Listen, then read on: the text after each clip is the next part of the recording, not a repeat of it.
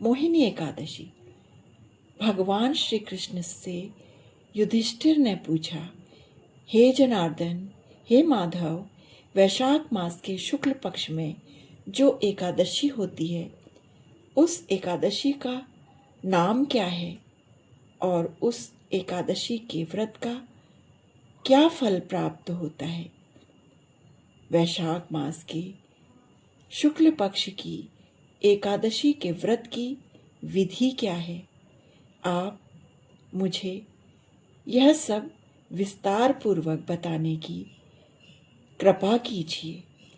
तब भगवान श्री कृष्ण बोले, धर्मराज, पूर्व काल में परम बुद्धिमान भगवान श्री रामचंद्र जी ने महर्षि वशिष्ठ जी से यही बात पूछी थी जिसे तुम मुझसे आज पूछ रहे हो। श्री रामचंद्र जी ने वशिष्ठ जी से कहा, हे भगवान, जो समस्त पापों का क्षय तथा सभी प्रकार के दुखों का निवारण करने वाला व्रतों में उत्तम व्रत हो, मैं उसे सुनना चाहता हूँ। आप कृपा करके मुझे इस विषय में कुछ बताने की कृपा कीजिए।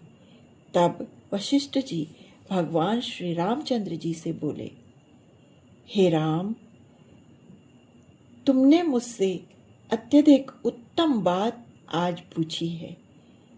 मनुष्य तुम्हारा नाम लेने से ही सब पापों से शुद्ध हो जाता है, मुक्त हो जाता है। तथापि लोगों की हित की इच्छा से मैं पवित्रों में पवित्र उत्तम व्रत का वर्णन आज तुम्हारे सम्मुख करूँगा। वैशाख मास के शुक्ल पक्ष में जो एकादशी होती है, उस एकादशी का नाम मोहिनी एकादशी है। मोहिनी एकादशी सभी प्रकार के पापों को हरने वाली उत्तमोत्तम तिथि है।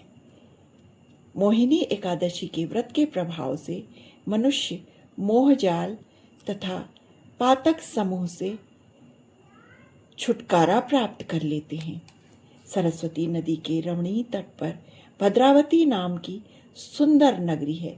वहाँ धृतिनाम नामक राजा, जो चंद्रवंश में उत्पन्न और सत्य प्रतिज्ञ थे, राज्य करते थे। उसी नगर में एक वैश्य रहता था, जो धन धान्य से परिपूर्ण और समृद्धशाली था। उसका नाम था धनपाल। धनपाल सदैव ही पुण्य कर्म में लगा रहता था। दूसरों के लिए प्याऊ अर्थात पौशाला बनवाना, कुएं खुदवाना, मठ, बाग बगीचा, पोखरा और रहने के लिए घर बनवाया करता था। मनुष्य जब इस प्रकार के पुण्य करता है तो वह पुण्यवान मनुष्य है। भगवान श्री विष्णु की भक्ति में उस धनपाल नामक वैश्य का हार्दिक अनुराग था। वह सदैव शांत रहता था। उसके 5 पुत्र थे, सुमना, द्युतिमान, मेधावी, सुकृत और अंत में जो सबसे छोटा बालक था, उसका नाम था दृष्टिबुद्धि। धृष्टबुद्धि 5वां था। वह सदा बड़े से बड़े पापों में ही संलग्न रहता था। जुआ आदि दुर्व्यसनों में उसकी अत्यधिक आसक्ति थी। वो वेश्यागामी भी था। वेश्याओं से मिलने के लिए सदैव लालायित रहता था। उसकी बुद्धि न तो देवताओं के पूजन में लगती थी और न ही पितरों तथा ब्राह्मणों के सत्कार में। वह दुष्ट आत्मा अन्याय के मार्ग पर चलकर पिता का धन व्यर्थ में बर्बाद किया करता था। एक दिन वह वैश्या के गले में बाहें डाले चौराहे में घूमता हुआ पाया गया, देखा गया। तब पिता ने यह सब देखकर उसे घर से निष्कासित कर दिया तथा बंधु बांधवों ने भी उसके पिता को ऐसा करते देखकर उसका परित्याग कर दिया। अब वह दिन रात दुखों और शोक में डूबा कष्ट पर कष्ट झेलता हुआ इधर उधर भटकने लगा।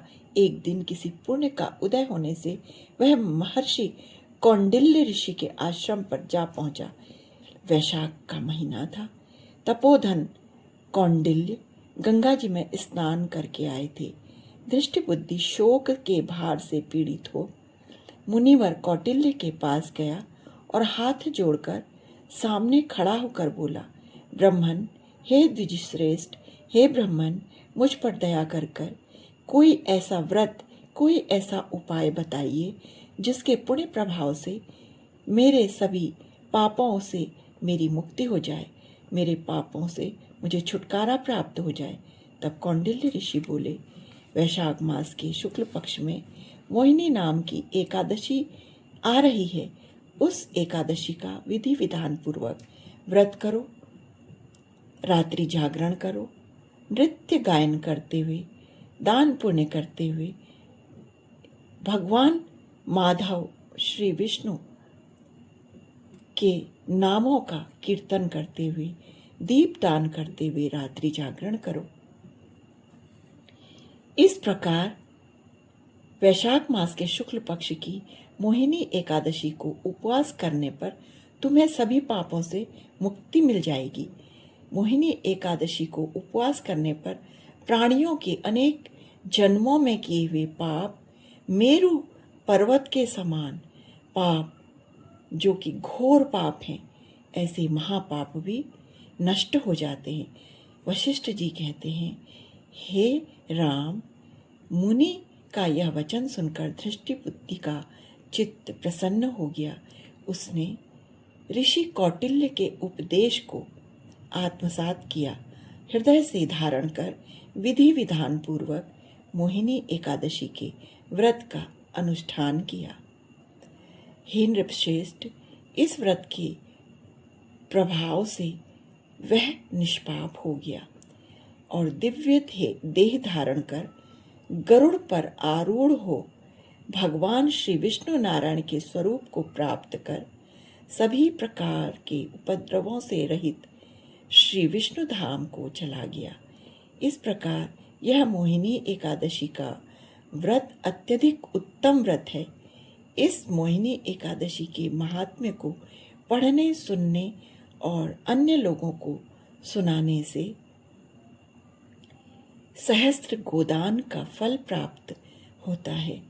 अतः मनुष्यों को यत्नपूर्वक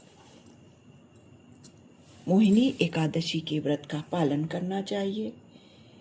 भगवान श्री विष्णु की प्रसन्नता के लिए दीप दान कर, सभी प्रकार के फल फूलों से भगवान श्री लक्ष्मी नारायण का पूजन कर, भजन कीर्तन कर रात्रि जागरण करना चाहिए। दिन में शयन कदाचित नहीं करना चाहिए। इस प्रकार भगवान श्री विष्णु नारायण के अनेक अनंत नामों का अनंताय नमः, अच्युताय नमः, केशवाय नमः, माधवाय नमः, ऋषिकेशाय नमः, गोविंदाय नमः, गोविंदाय नमः, इस प्रकार के सभी सहस्त्रों नामों का, विष्णु भगवान के सहस्त्रों नामों का कीर्तन करते हुए अपने एकादशी के व्रत को विधि विधान पूर्वक सात्विक प्रकार से करना चाहिए। द्वादशी के दिन त्रियोदशी लगने से पूर्व ही एकादशी के व्रत का पारण कर लेना चाहिए। एकादशी के व्रत के पारण के लिए विधि विधान पूर्वक लक्ष्मी नारायण का पूजन कर, भोजन बनाकर, भोजन में चावल अवश्य बनाने चाहिए और भगवान श्री विष्णु को पूजन करने के पश्चात ब्राह्मणों को भोजन से तृप्त कर स्वयं भी उस प्रसादी को ग्रहण कर, इस प्रकार विधि विधान पूर्वक मोहिनी एकादशी के व्रत का पारण करना चाहिए। ओम नमो भगवते वासुदेवाय, श्री कृष्णाय नमः। गोविंदाय नमः। नारायणाय नमः। माधवाय नमः। गोविंदाय नमः। ऋषिकेशाय नमः। केशवाय नमः। अनंताय नमः। अच्युताय नमः। वासुदेवाय नमः। वल्लभाय नमः। अनंताय नमः। अनंताय नमः। अच्युताय नमः। केशवाय नमः। माधवाय नमः। गोविंदाय नमः। ओम नमो नारायणाय नमः। गोविंदाय नमः।